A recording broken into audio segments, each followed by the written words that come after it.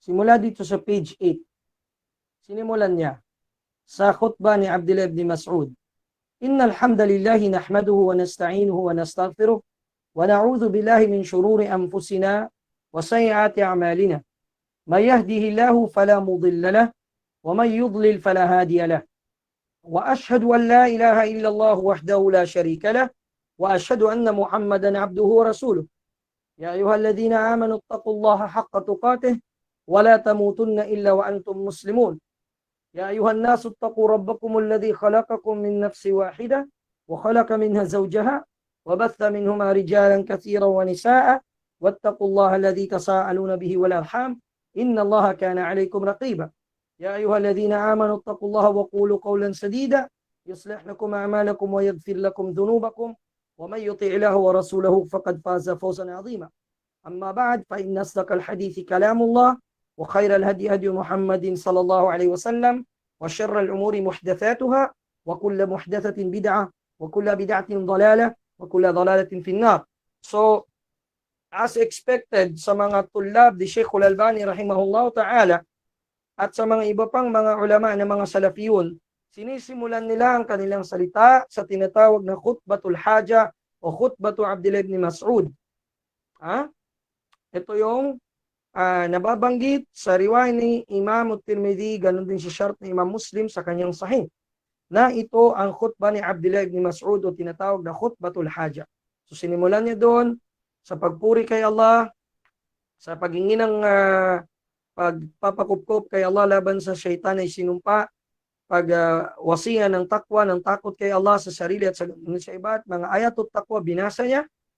At pagkatapos ay sinabi niya rin ang binanggit ng propeta, tunay ng pinakatapat na salita ay ang salita ni Allah at ang pinakamainam na gabay ang gabay ng Muhammad sallallahu alaihi wasallam at ang pinakamasama sa lahat ng mga bagay ay ang mga imbento sa relihiyon at lahat ng imbento sa relihiyon ay bid'a at lahat ng bid'a ay kaligawan at lahat ng kaligawan ay patungo sa impyerno.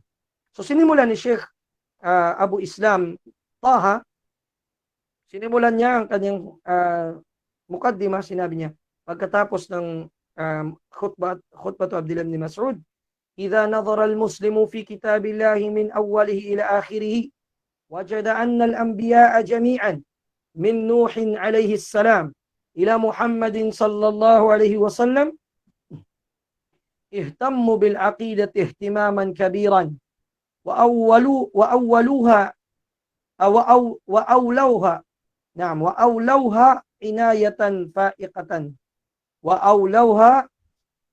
عناية فائقة وبدأوا بها في دعوتهم فجميعهم قال يا قوم اعبدوا الله ما لكم من إله غيره. Surah Al-A'raf, rakm al-ayah 59. Kung titignan ng Muslim ang kitab ni Allah mula sa simula nito hanggang sa katapusan nito, matatagpuan niya doon ang mga propeta, lahat ng mga propeta mula kay Nuh hanggang kay Muhammad alayhi wassalatu wassalam ajma'in, ihtammu, ang kanilang pinahalagahan ay ang aqida. Binigyan nila ito ng mataas na pagpapahalaga, malaking pagpapahalaga. Wa awlawha, at ito ay kanilang binigyan ng prioridad, inayatan fa'iqa, na binigyan ito ng pangangalagang mataas, higit na lubos-lubos na pangangalaga. Wabada'u biha fi da'watihim, sinimulan nila, dito sila nagsimula sa pagdada'wa nila, at lahat sila ay nagsasabi, ya qaumi ibudullah ma lakum min ilahin ghayru. Silang lahat sa kanilang mga nasasakupan kung saan sila napadala, nagsasabi sila, o aking bayan, sambahin ninyo lang si Allah lamang, ma lakum min ilahin ghayru, wala kayong ibang Panginoon bukod sa Kanya. At sabi niya dito, walaqad fakartu kathiran fi hadha al-amr. Inisip ko to ng maraming beses. Wa wajadtu anna sa'adat al-'abdi fi dunya wal akhirah tatawaqqafu 'ala al-aqidati as-sahihah. Pinag-isipan ko ito ng mabuti, itong bagay na ito. At aking napagmalas o aking natalastas na ang saada o ang kaligayahan ng alipin sa mundong ito at sa kabilang buhay ay nakabatay o nakatayo sa tamang akida. Wa anna syaqa al-abd. At ang tinatawag na misfortune o kalungkutan ng tinatawag na alipin sa dunya at sa akhirah, yakunu bisababi fasadi aqidatihi. Nangyayari sa kasiraan ng kanyang akida. Wa wajadtu aydan, at natagpuan ko rin, annal ummat al-islamiyah la tattahid. Hindi magkakaisa ang buong umma ng kamusliman. Ang bayan ng Islam hindi magkakaisa.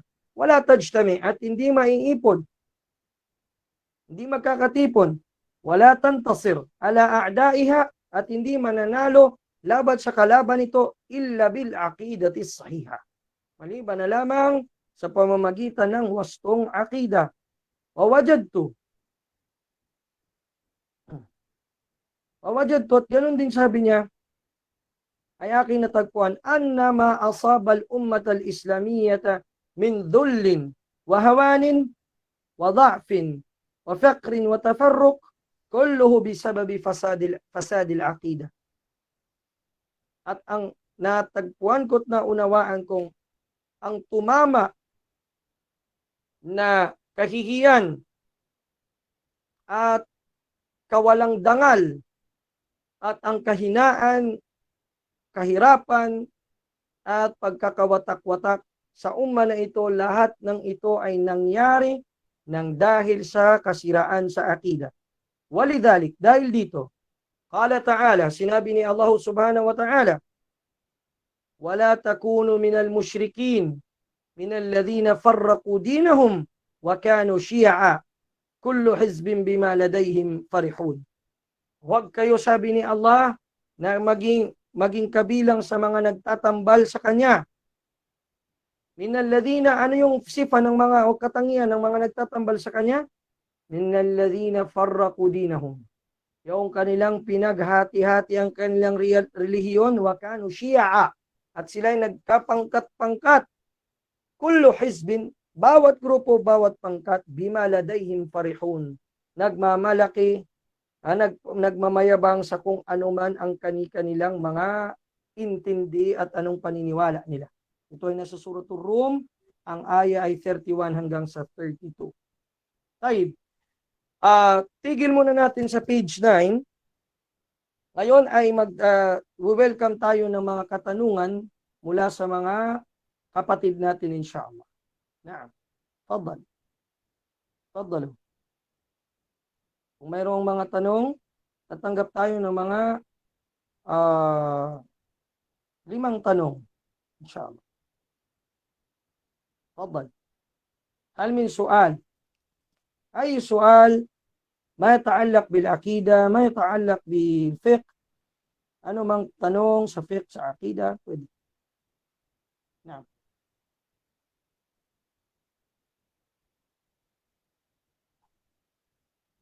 Fadal. Kung walang tanong, i-dismiss na natin ang klase. Dahil mag-alas 9 na rin. Naam. Hal min sa'ilin. Assalamu alaikum, Sheikh. Mula kay Amira Karama. Sana yun? Ako ba yung mahanap? Parang hindi ko nahabol. Ha? Ito ba yun? In-call messages? Tama ba? Sabi Ayun. po. Okay. Fadal. Ayan, hanap ko na. Okay. Mula kay Amira Karama. Assalamu alaikum ya Sheikh. Waalaikumsalam warahmatullahi wabarakatuh. Ang sabi dito, ano po yung ruling ng pagtanggap ng Christmas bonus 13th month, etc.? Masisira o ma-invalidate po ba nito ang akida? Okay, paki-off muna ng iyong audio, sister. Ikaw ba nagtanong nito? Hindi po. Okay, paki-off lang ng iyong, ayan. Okay, mamaya ang PDF ibibigay natin. Masisira ba o ma-invalidate ang akida? Okay. Ito ay ayon kay sino ba ito? Si Karama. Amira Karama. Okay. Bakit itong akida wala yata ako mukha dito sa screen ninyo sa Facebook. Hindi nakita ang mukha ko. Sa Apip M. Hindi ko alam ito. Okay. Bigyan natin ng linaw dahil ang bagay na ito ay may kinalaman sa akida. Ang pagtanggap ba ng Christmas bonus baka kasira sa akida? Magandang tanong. Kung sumusubaybay po kayo sa mga live classes natin, kung kayo po ay sumusubaybay sa live classes, sa mga videos, yung mga videos natin, live videos, lalo na yung sa paghapon, 4:30, Monday, Thursday, Monday, Wednesday, Friday, ay malalaman nyo po doon ang sagot. Subalit, for the sake doon sa kapatid na maka ngayon lang din siya nakasubaybay dito, ay ngayon ay alamin natin ito. Okay? I-discuss natin ng maigi, mahimay natin. Of course, pagdating sa pagtanggap ng hadiah mula sa mga kufar, ito ay amrun jaiz, pinagintulutan basta't walang kondisyon mula sa kanila. Subalit, kung sa panahon na ng kanilang kapistahan, ito ba ay pinahintulutan sa atin ng mga Muslim na tanggapin o hindi? Naam amla. Ayun. Nabahagi o nahati ang ating mga ulama. Nahati ang ating mga ulama sa dalawa. So sa ping ito, nahati sila sa dalawa. Ano yung dalawa na opinyon? Okay? Unang opinyon ng mga ulama, pinapahintulutan. Pinapahintulutan sa dahilan na ito, una sa athar. Ang Rasulullah sallallahu alaihi wasallam ayon sa kanila, ayon sa mga nagsasabing pwede, ang Rasulullah sallallahu alaihi wasallam ay binigyan ang si Ali radhiyallahu anhu ay binigyan ng tinatawag na regalo sa araw ng Nairuz. Araw ng Nairuz, kapistahan ng mga musyrikin sa Persia, mga Magyans, no, sa kanilang tinatawag na apoy na sinasamba. Clear ba 'yon? So tinanggap daw ito Ali radhiyallahu anhu wardahu. So dahil tinanggap niya, nung tinanggap niya ito, sinabi ito ay araw nung sinabi sa kanya Nairuz, sabi niya ito ay Fairuz, Balwa Fairuz. Ibig sabihin, ayaw niya doon sa term na Nairuz. Pinalitan niya. So, ito yung dalil ng mga nagsasabing pwede. Absolutely pwede. Mamaya, titignan natin ang mga siha ng hadith na ito o athar na ito. Pangalawang dalil nila ay ang pagtanggap ng hadiah nang tinanong si Aisha radhiyallahu anha, tinanong siya tungkol sa mga pagkain ng mga musyrikin sa kapistahan nila. Sabi sa kanya ng isa sa mga nagtanong, sabi niya, meron akong innalana adharan minal majus. Meron kaming mga settlers sa bahay namin, mga naninirahan na mga Magyans, mga musyrik. Wa innahu yakunu lahumul Eid fayuhduna lana. Meron silang Eid at sila ay nagbibigay sa amin ng regalo. Sabi ni Aisha radhiyallahu anha, amma ma dhubiha lidhalika al-yawm fala ta'kulu. Ano man ang kinatay sa araw na yun, wag niyong kainin, walakin kulu min ashjarihim. Magkus kumain kayo mula sa mga bungang kahoy nila. Una naman kay Abi Barzat al-Aslami, sinabi niya, kana lahu sukkanun majus, fakanu yuhduna lahu fi Nairuz wal Mahrajan. So, binibigyan siya ng tinatawag na regalo sa Nairuz, sa mga kapistahan nila. Fakana yaqulu li ahlihi, at nagsasabi siya sa kanyang mga pamilya, ma kana min fakihatin fakuluhu, wa ma kana min ghairi dhalika farudduhu. Ano man yung prutas, kainin ninyo, mula doon, kahit pa sa kapistahan nila, wa ma kana min ghairi dhalika farudduhu. At ano mang inalay doon o hinanda doon, hinain doon sa kapistahan na yon na hindi prutas, subalit mga kinatay, farudduhu. I-reject ninyo o ibalik ninyo. Tapos, nagbigay ng ta'liq si Sheikhul Islam Ibn Taymiyyah. So, sinabi niya, fahada kulluhu yadul. Lahat ng ito, meaning yung mga athar na nabanggit, yadullu ala annahu la ta'thira lil'idi fil man'i min qabuli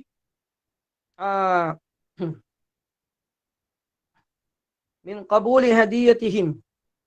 Bal hukmuha fil 'id wa ghayrihi sawa'un li'annahu laysa fi dhalika i'anatun lahum ala sha'airi وغيره سواء لأنه ليس في ذلك إعانة لهم على شعائر كفرهم. Sabi niya dito, lahat ng ito ay tumatalakay o nagtuturo na walang tathir, walang epekto sa alipin, sa kanyang akida, pagdating sa Eid, sa pagbawal mula sa pagtanggap ng regalo mula sa kanila. Bagkus ang hukom nito o ang hatol nito sa Eid at sa hindi Eid ay parehas lang. Liannahu, sapagkat ito ay walang pagtulong sa kanila sa sagisag ng kanilang din. Sinabi ito ni Sheikhul Islam Ibn Taymiyyah rahimahullah sa kitab na Iqtida'u Siratil Mustaqim Mukhalafatu Ashabil Jahim. Tayo. Bigyan natin ngayon ng i-check natin ang mga adilla ng mga nagsasabing pwede. Sinabi niya, ni Sheikhul Islam Ibn Taymiyyah na mula kay Ali radiyallahu anhu, annahu qabila hadiyatahum yawma nairuzihim, yung athar na tinanggap ni Ali ang regalo ng mga musyrikin sa panahon ng Nairuz o kapistahan nila, meron itong tatlong illa. Tatlong sakit o tatlong diferensya itong athar na ito. Awalan, anna al-isnada mursal. Ang isnad na ito ay tinatawag na mursal. Ang chain of narrators ay mursal at ang mursal kabilang sa mga uri ng ahadith at da'ifa.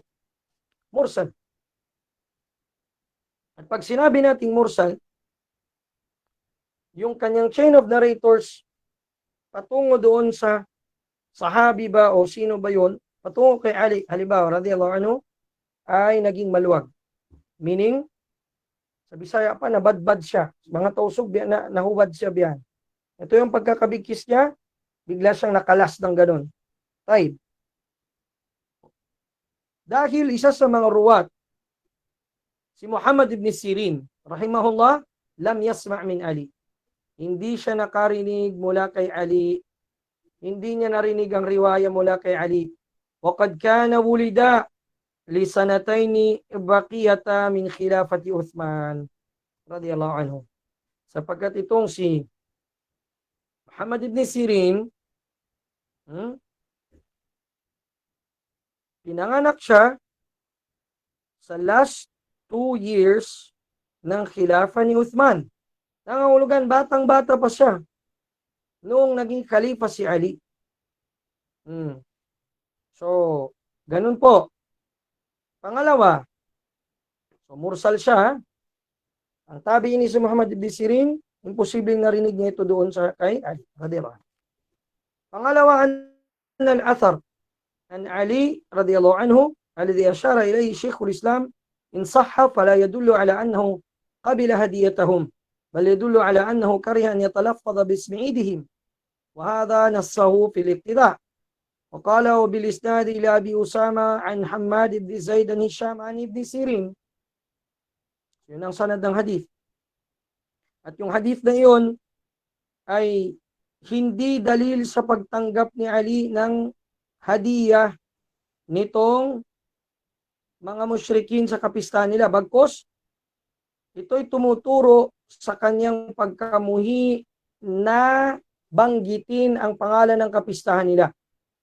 Ito ay binanggit niya mismo ni Sheikhul Islam Ibn Taymiyyah rahimahullah sa kanyang kitab na Iqtida, at sinabi niya wabil isnad, ang chain of narrators dito patungo kay Abi Usama, mula kay Hamad ibn Zaid, Al-Hisham, mula kay Hisham, at Muhammad ibn Sirin, which is, sabi natin kanila, mursal. Kung saan binanggit niya, at sabi niya dito, Utiya Ali radiyallahu anhu an-Nairuz.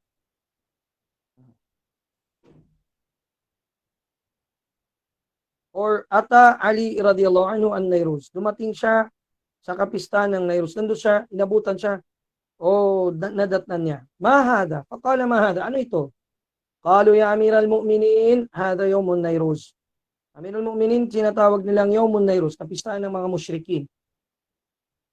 Qala fasna'u kulla yawmin fayruz. Sabihin, gawin ninyong bawat araw ay fayruz. Qala Abu Usama, kariha. Sinabi ni Abu Usama, kariha radiyallahu anhu an yaqulan Nairuz. Ibig sabihin ay kinamuhi niya na sabihin ito o banggitin ang Nairuz. Qala al-Bayhaqi, sinabi ni Imam al-Bayhaqi, wa fi hadha kal karahati li takhsisi yawmin bidhalika lam yaj'aluhu ash-shar' makhsusan bihi. Sabi ni Imam Bayhaqi sa kanyang komentary sa author na ito, na ang lesson na makukuha, ito ay kagaya ng karahiya o ng karaha ng pagiging kamuhi-muhi ng pagtaksis o pag-isa sa espesyal ng isang araw na hindi naman ginawang espesyal ng Sharia. Amma al-atharu alladhi awradahu Sheikhul Islam an Aisha radhiyallahu anha, samantala ang athar na binanggit doon ni Sheikhul Islam Ibn Taymiyyah ayon kay Aisha radhiyallahu anha, fa fihi Qabus, sa sanad nito nandun si Qabus, wa huwa ibnu Abi Dhubyan, wa huwa majruhun inda ahli al-ilm. Majruh, pag sinabing majruh, ay ang kanyang pagiging rawi, pagiging tagaulat ng hadith ay majruh. Ibig sabihin lahat ng kanyang magiging riwaya kung siya lang mag-isa ay hindi tanggap, magiging daif ang chain of narrators. Sinabi ni Imam al-Bukhari, qala Ahmad ibn Abdullah an Jarir ibn Abdul Hamid. Pinanggit ni Imam al-Bukhari, inulat niya mula kay Ahmad ibn Abdullah kay Jarir ibn Abdul Hamid, mga naunang muhaddithun. Sinabi niya, ataynahu ba'da fasadin. Ay ibig sabihin, nakita namin siya o naabutan namin siya. Ito si Ibnu Abi Dhubyan, na isa sa mga ruwat ng hadith, ng athar na kay Aisha, kung saan sinabi ni Aisha, huwag niyo lamang kain ng mga kinatay, sa kapistahan nila subad po yung mga ibang pagkain pwede yung kainin, o mga prutas, ay fasid itong rawi na ito ni si Qabus. Ibig sabihin, may fasad siya sa kanyang pagiging rawi, sa kanyang pagiging tagaulat ng hadith. At sinabing komentary rito, qultu wa qailu hadha al-jarhi huwa alladhi rawa anhu athara Aisha radiyallahu anhu aw anha wa huwa Jarir ibn Abdul Hamid ad-Dabbi wa huwa adra bihi. At ang nagsabi ng jarh na ito, nagbanggit ng jarh na ito mismo, ay walang iba kundi si Abdul Hamid ad-Dabbi, na mas nakakaalam sa hal o sa sitwasyon nitong rawi na si Ibnu Abi Dhubyan. Ganun din, da'afahu an-Nasa'i wa Yahya ibn Ma'in. Sa Tahdhibul Kamal ay tinadif nila ang athar na ito. Ganun din si Ibn Hibban patungkol kay, sinabi niya patungkol kay Ibnu Abi Dhubyan, sinabi niya radi'ul hifdh, masama ang kanyang memory sa pag-hifdh o pag-memorize ng mga athar, kaganapan o hadith. Yanfaridu an abihi bima la asla lahu. Siya ay nag-independent ng riwaya sa kanyang tatay ng walang batayan. Rubbama rafa'al mursala wa asnad al-mawqufa. At hindi natin alam na maaring ginawa niyang marfu ang mursal o ginawa niyang musnad ang mawquf, yung bagay na mawquf, yung tumigil na sa rawi ng mga sahaba at sinabi niyang usnida ila Nabi sallallahu alaihi wasallam. Ito ay nasa kitab na Al-Majruhin li sinipi ni Ibn Hibban. Ganon din si Ibn Hajar al-Asqalani rahimahullah sa kanyang kitab na At-Taqrib.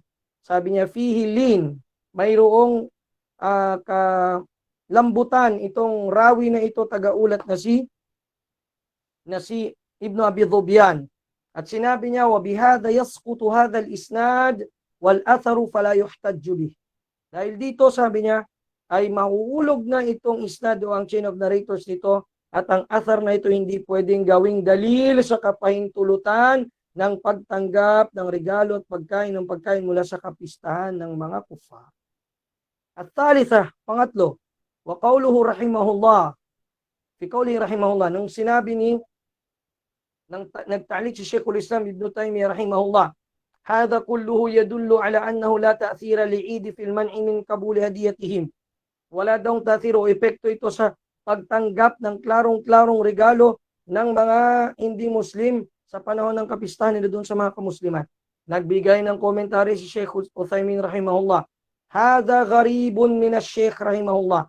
Ito ay nakakaiba mula kay Sheikhul Islam Ibn Taymiyyah. Anna hadiyat al-aajim, dahil itong hadiah o regalo ng mga hindi Muslim sa panahon ng kanilang kapistahan, tush'ir bi annahu rida o rida. Tash'ur bi annahu rida. Ikaw ay mararamdaman mo at mararamdaman nila na ikaw ay nalugod sa kanilang kapistahan. Walakin, fi athari sahaba ridwanullahi alaihim ajma'in, kanu yaqbaluna al-hadiyata bi quwwati al-islam fi dhalika al-waqt. Ibig sabihin, si Sheikh Muhammad bin Salih al-Uthaymin, iniitibar niya ang mga naunang athar na sahih.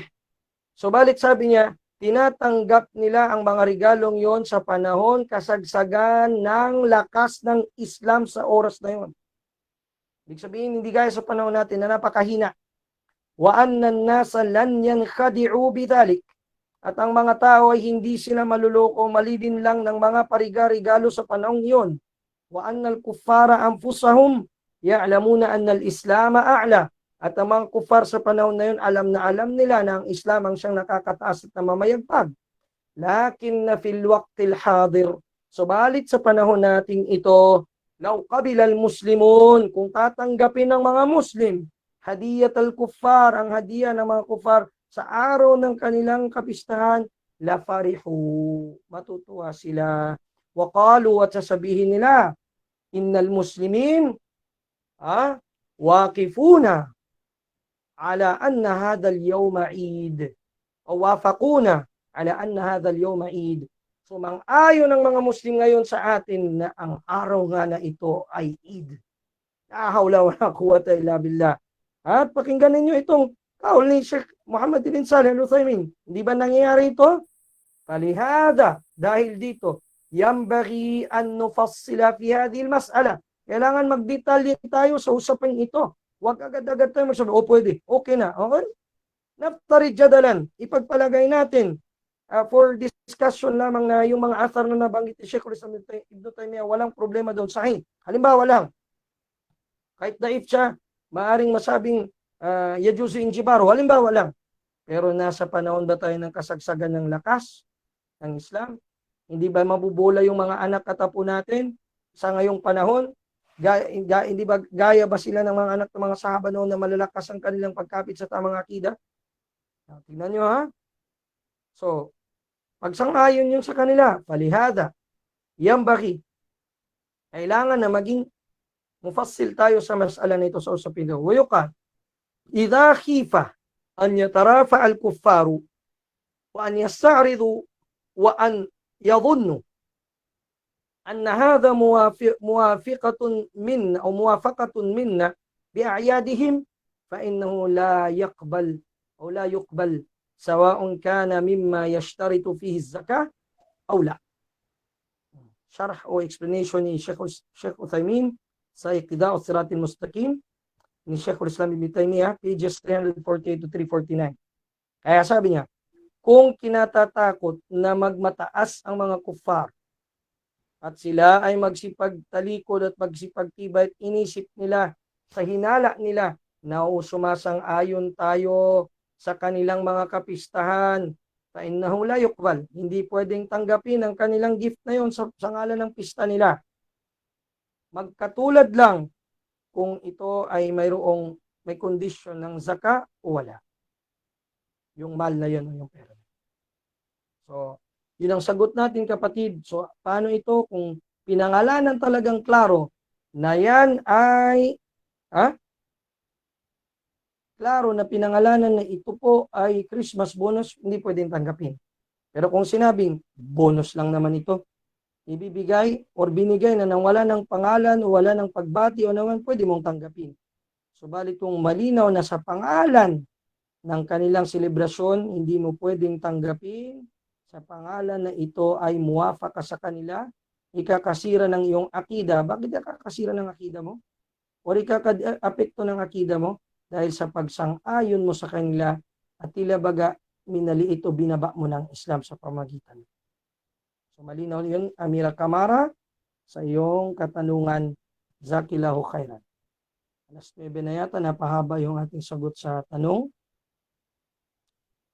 So haram na tanggapin kapag malinaw na ito ay alay sa kanilang kapistahan o hinain sa kanilang kapistahan.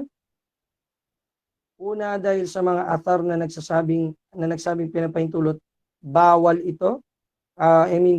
Daif ito lahat. So babalik tayo sa kaida na ito ay pinagbabawal sapagkat kabilang ito sa mga ibadat nila na hindi tayo dapat nakikitang kilik dito sa ganitong mga gawa. So, yun ang sagot natin, kapatid. Sa tingin ko ay mayroon pang isang tanong. Last na tanong na lang siguro to. Okay.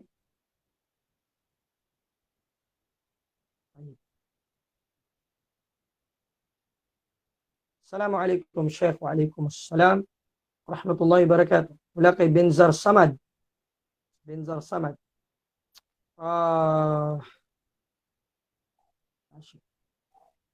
Ilan po ang naging asawa ng Rasulullah sallallahu alaihi wasallam at ano po ang hikmah kung bakit hanggang 4 lang ang pwedeng asawahin o pakasalan ng lalaking Muslim?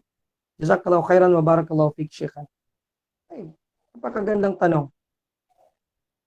Maring gumugulo pa rin ito sa isip din ng ilang mga Muslim at hindi nila alam kung paano sagutin ito sa mga kapatiran o sa mga kababayan at kaibigan nilang hindi Muslim. Bakit ang propeta sallallahu alaihi wasallam, ilan ba ang naging asawa ng Nabi alaihi salatu wassalam? Sagutin natin insyaAllah, mga kapatid.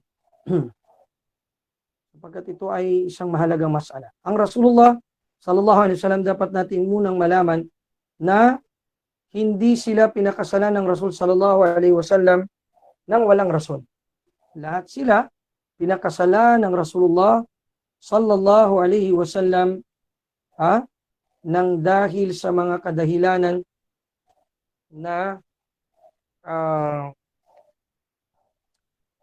mismong Rabbani, wahyun Rabbani, nagmumula sa divine inspiration.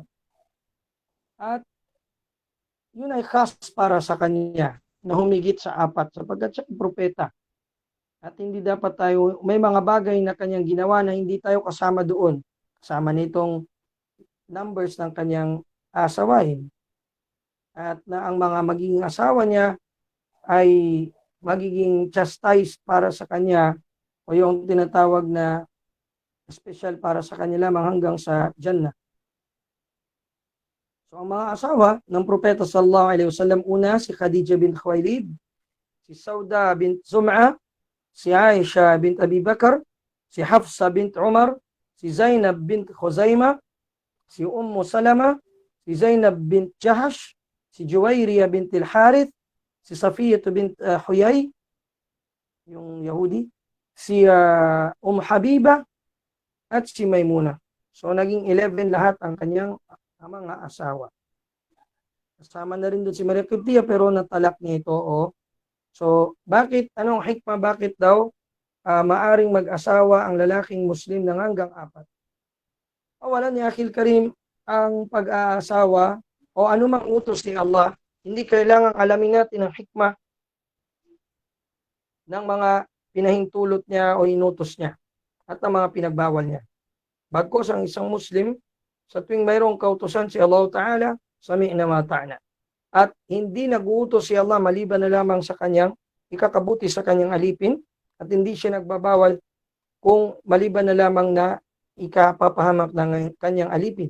Si Abdullah ibn Mas'ud radiyallahu anhu, isang beses ay nagsabi Sabi niya, "Idza sami'ta Allah yaqulu ya ayyuhalladhina amanu fa'ari'ha sam'ak fa innahu khairun ya'muru bih am nahyun aw syarrun yanha an." Sabi ni Abdullah bin Mas'ud radhiyallahu anhu, kung maririnig din niyo si Allah na magsasabi niya, ayyuhalladhina amanu, ay pakinggan ninyo ito ng mabuti, sapagkat maaaring ito ay kabutihan na kanyang ipag-uutos o kaya masamang kanyang ipinagbabawal. So, ang pag-aasawa ng higit sa isa ay ipinahintulot ni Allah sa napakaraming wisdom. Hindi lamang ito para sa kalalakihan, sa kanilang ifa o sa ikakaayos ng kanilang pamumuhay, mailalayo sila sa mga kahindik-hindik at mga malalaswang gawa. Ganon din sa babae. Bagkus ito, mga kapatid, ay para sa pangkalahatang kabutihan ng ummah kung ito ay madadala ng maayos at mamamanage ng maayos ng kalalakihan at ganon din ang kababaihan. So, bababa pa rin ito sa mga tinatawag na o pupunta pa rin ito sa tinatawag na al-ahkam at-taklifiyya, sa kakayahan ng lalaki, no, na makapag-asawa hanggang sa 4. Kung ito ba ay magiging haram sa kanya, magiging mustahab sa kanya, magiging sunnah sa kanya, magiging wajib, magiging makruh. Nakadepende po ito doon, kapatid. Naam, sa kanyang kakayanan. Ayun naman, nagtanong si Faishia Abinal ng Lumsa para sa next question po, Sheikh. Ang tanong ko ay permissible ba ang pagbibenta ng fireworks kahit ang intensyon ay hindi makisali sa kanila, pero pangkabuhayan lang? Ganun pa rin, kapatid. Ganun pa rin. Una, ang mga fireworks ay mapanganib. Yun ang unang illah. Fireworks, mapanganib. At hindi natin ito ugali, itong mga ganitong bagay. Lalo na kung ito ay ating ibinibenta sa panahon ng kanilang kapistahan. Sa panahon ng kanilang kapistahan. At panggagaya sa kanila. So nakasuporta ka sa kanila at nakapasok ka sa pinagbawal ni Allah o yung nalabag ang sinabi ni Allah, wala ta'awanu 'alal ithmi wal 'udwan. Wa ta'awanu 'alal birri wat taqwa wa la ta'awanu 'alal ithmi wal 'udwan. Magtulungan kayo sa kabutihan, sa pagiging sakdal at pagiging matakotin kay Allah, at huwag kayong magtulungan sa kasalanan at paglabag sa kanyang utos. So inyong papasok doon, ukti Faishia. Now, dito naman kay Nuraynon Jaria Pandian. Ustad, anong masasabi mo sa hukom ng pagtawag ng adan sa sanggol? Masasabi natin ito ay kabilang sa mga sunnah. At naiulat na ito ay ginawa ng ilan sa mga salaf. At alam ko na mayroon ding nagtadif nito, kasama na si Sheikhul Albani rahimahullah ta'ala. Subalit ang karamihan din sa mga muhaddithin ay nagtahsin nito, ang adan lamang. Subalit ang iqama ay hindi matibay ang dalil doon na mag-iqama pa. So ang pinanindigan natin ay ang pag-aadan, ito ay kabilang sa sunnah. Ayon sa riwayat ni Imam Tirmidhi, mula kay Rafi' na sinabi niya, ra'aytu Rasulullah sallallahu alaihi wasallam addana ala udhuni Husain indama waladathu Fatimah. Ibig sabihin ay ang Rasul sallallahu alaihi wasallam ay nakita ko na nag-adan siya sa tenga ni Hasan at ni Hussein. Udhunil Hasan wal Hussein, sa mga apo niya nang pinanganak sila ni Fatimah. Indama waladathuma Fatimah, pinanganak sila ni Fatimah na anak ng propeta sallallahu alaihi wasallam. So ito ay masyru, kapatid. Naam. Although may nagtadif nito na ibang mga ulama, ginagalang natin ang pagtadif nila, subalit hindi may kakaila na ang khilaf nito ay syadid, at yung tinatarjih natin ay pinapahintulutan ito o sunnah. Naam. Fiki barakallah. Mula naman kay Asnima Habib. Assalamualaikum. Tanong ko lang po kung pwedeng magbenta ng perfume na sa lalaki at babae pwede. As long as alam ninyo na kababaihan na ang perfume na yun ay gagamitin ng sister doon lang din sa kanyang bahay. Naam. Hindi mo napasok yun dahil siya na yun ang gagawa nun sa kanyang sarili. So, ganun yung kapatid. Sa mga lalaki, ito ay masyru. Wala tayong tanong? Okay, alas 9:13 na. Tatawakaf na tayo ay tumigil o huminto doon sa page 9 ng mukaddima ng kitab na Al-Aqidatu Awwalan Law Kanu Ya'lamun. At inshallah itutuloy natin ito sa mga darating pa natin na mga pagtalakay. Wala na sigurong katanungan mula sa mga ikhwa, sa mga kalalakihan. Nabasa na natin din yung mga katanungan. Naam, tafaddal. Pwede bang tumanong? Tafaddal. Last question. Yung hatol siya nagtatanong? nung Sino ang nagtatanong? Anong pangalan mo? direction. Ha? Chappy yung Chappy.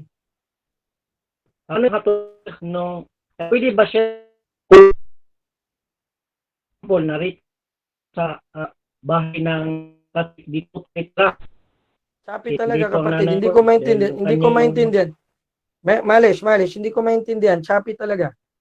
Chappy. Inshallah, itajil natin ang tanong mo na yan inshallah sa next na meeting. Inshallah ta'ala, o rechat mo na lang ako sa aking messenger. Tina-adjourn na natin ito. Ayun, meron pa tanong, may pananagutan po ako. Ano sabi niya? Kapatid, may tanong po ako, may pananagutan po ba ako sa aking kapatid na ayaw magsala? May pananagutan ko kung naging pabaya ka sa pagsasabi sa kanya. May pananagutan ka kung meron kang naging pabaya ka sa pagpapaalala. Pero kung hindi naman, ay wala kang pananagutan doon inshallah. Ituloy mo pa rin ang paganyaya sa kanya na magsala at magdawa. Pasensya na, Akhil Karim. Yun, Assalamualaikum Sheikh. Pwede po ba humingi ng PDF ng kitab? Mamaya, kung may WhatsApp ka, i-PM mo sa akin sa WhatsApp ko may papasa. Taib, inshallah. Barakallahu fikum li husni istima'ikum. Nasallallahu tabaraka wa ta'ala an yanfa'ani wa iyyakum bil ilmi nafi' fi dunya wal akhirah. Nasallallahu tabaraka wa ta'ala an lakum at-tawfiq was sadad wal hidayah hanggang sa susunod na ila liqa'il qadim inshallah. Friday pa rin 7:30. At hinihiling natin na yung mga marurunong sa atin sa technical ay talagang i-live nila ito lagi. Jazakumullahu khairan. Wa subhanakallahumma wa bihamdik. Nashhadu an la ilaha illa anta nastaghfiruka wa natubu ilaik. Wassalamu alaikum warahmatullahi wabarakatuh.